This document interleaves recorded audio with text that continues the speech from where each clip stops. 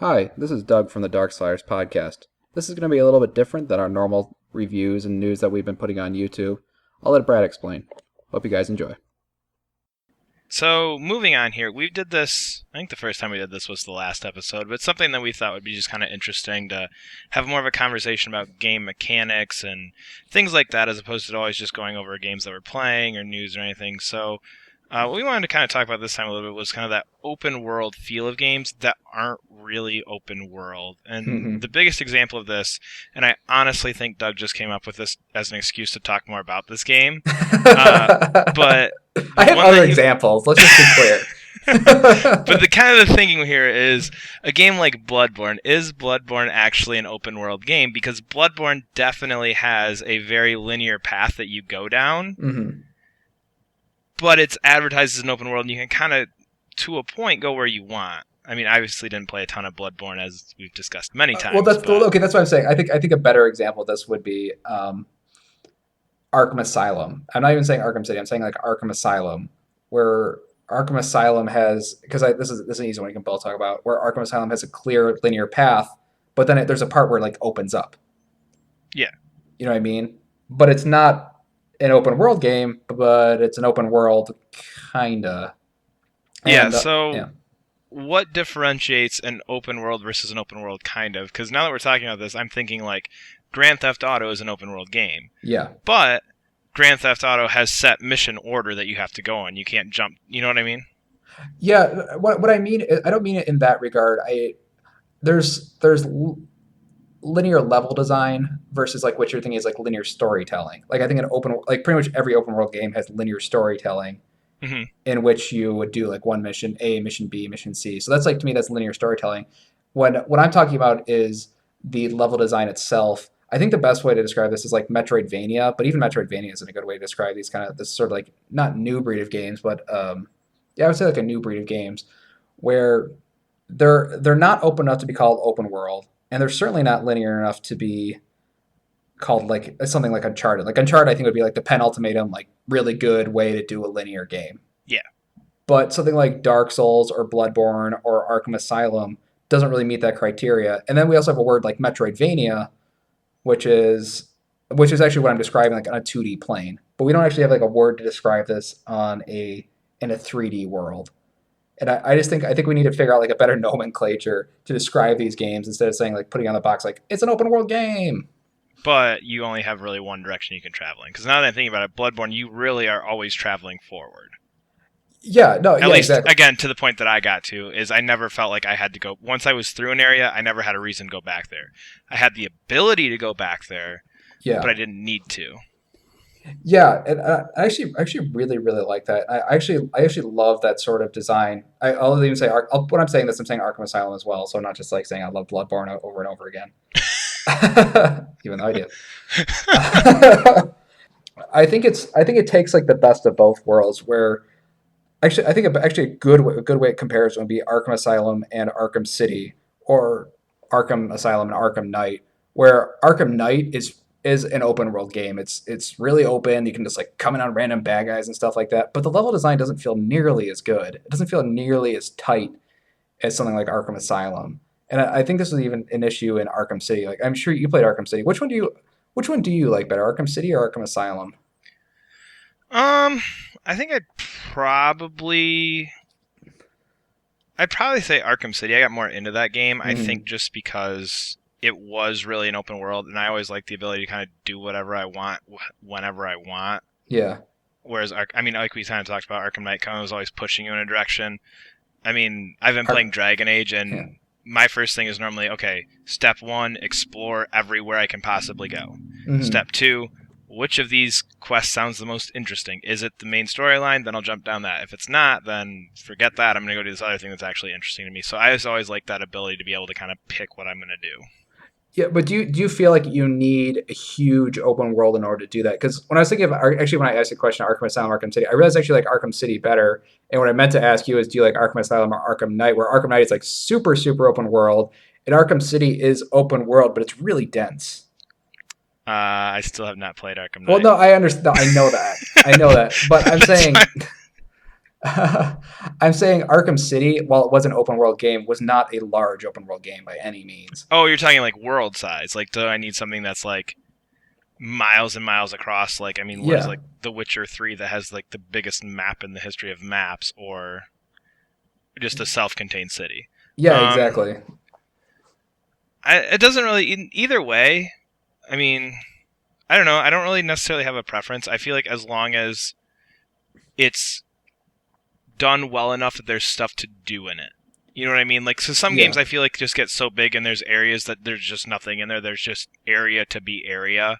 yeah, And I feel like at times Fallout and some of the Elder Scroll games have gotten to that point where it's like, oh yeah, there's this awesome mountain range that you can go walk through, and in there there's like a guy who's just like, hey, can you find my cow or whatever yeah, random little exactly. thing.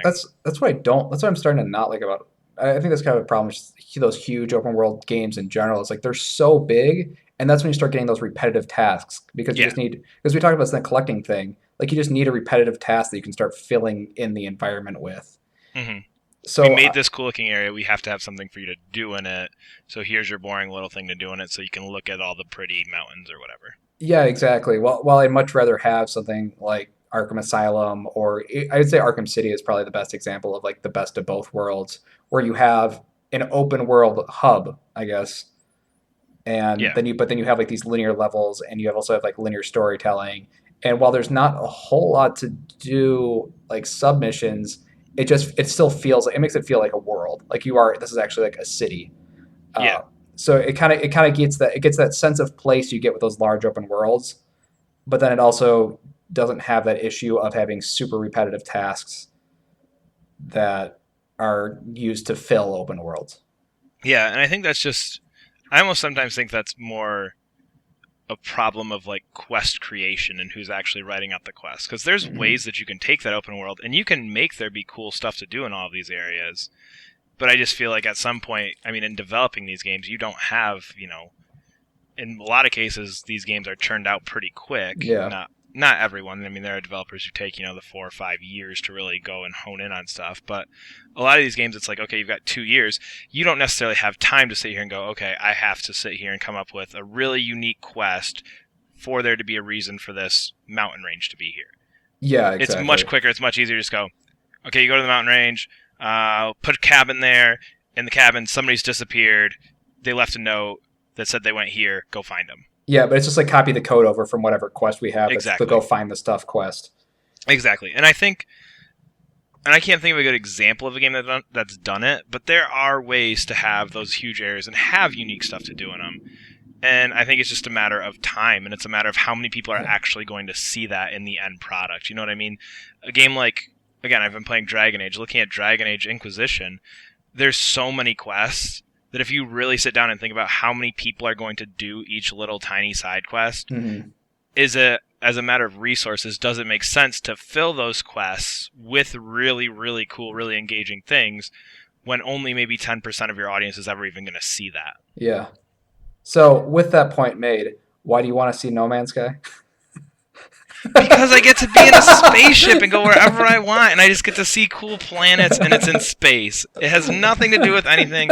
If that game was anything other than, here's a cool spaceship, just go explore. It's literally like, in my mind, Star Trek, the video game. Just go But explore and find cool stuff, because that's all Star Trek was, but now I get to do it myself. but are you worried about that like sort of repetition of tasks like you were saying like with open world? Like this is literally the biggest open world ever. like But No by Man's Sky is like, but they are straightforward with it. Like, and we talked about this before. In my mind, there is nothing to do in No Man's Sky. yeah. In my mind, that game is just like, here's a big empty space. There is no one else in it. Look around. Yeah. It's like, I'm trying to think, what's that game?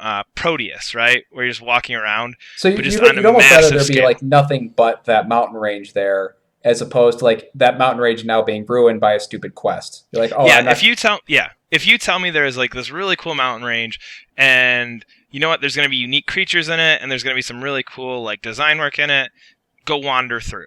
You know Yeah, what I mean? That to me, and I think it would have to be like a setting that I'm interested in. Like if Dragon Age was just like, oh yeah, there's this really pretty forest over here, and the forest has a couple cool animals.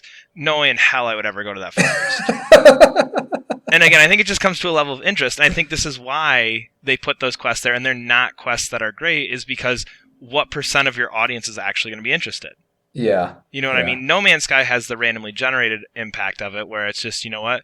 You're just going to see some random shit, and who knows if the shit's going to be good or not, but it's going to be there, and you can see it if you want. Yeah. Whereas, you know, a game like Dragon Age is like, no, we specifically designed this, but if you want to go look at it, you can. We'll give you something to do there. It's not going to be great, but there'll be something to do there. But I feel like the something to do there almost ruins it. Like if it was just like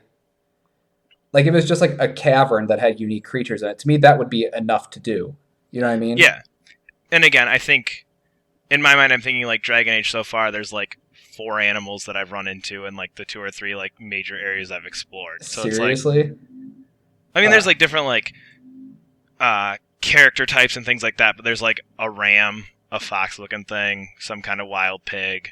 Oh, that's a bummer. Actually, the one of the reasons I was like considering buying the game is I thought it had like really cool creatures. Well, again, I've only looked through like 2 or 3 of the worlds. I'm still only like maybe 10 hours into it, so I'm still not super far, but yeah. I don't know. I just feel like these kind of repetitive side quest stuff, I think they kind of sour your world more than just not being there at all. And I think that's where a game like Bloodborne and Arkham Asylum come in, is that, yeah, they have these really cool worlds, and yeah, you can kind of go wherever you want, and you can look at that. I could go back and look at a pretty building in Bloodborne as many times as I want, and there's not going to be somebody standing outside the building going, "Did you find my sheep yet?" You know what I mean? And every time I walk past that building, I go, "Ooh, this is a really cool like landscape shot. Did you find my sheep yet?" You know what I mean? Yeah. I feel like devs. I think there's just kind of endemic of the just people need something to do in games. Like, I mean, think about like the crap that No Man's Sky is getting. Like, they have to keep explaining what you do in this game. But what you're saying, like, I agree with you. Is like, you know, it doesn't matter. Like in Journey, you walk. Like that's what you do in Journey. You walk and you fly around. Like that's it. And I feel like but at the same time, I think it's really hard to do that design while keeping it interesting. And it's just much safer to put something there that somebody will be slightly disappointed in than somebody being bored with your game. Yeah, and I think that's true, and I think that gets into what you talked about, like when we talked about Shadows of Mordor last week. He was like, I don't know, it's elves and dwarves and whatever. That's pretty much a write-off for me. Yeah. You know what I mean? I think if it's a setting that you're invested in, you're totally fine not doing anything. You know what I mean? But I think if you had a game like Dragon Age or even like Elder Scrolls, where it's just this fairly typical fantasy landscape, and they're like, oh yeah, you can just wander around through it.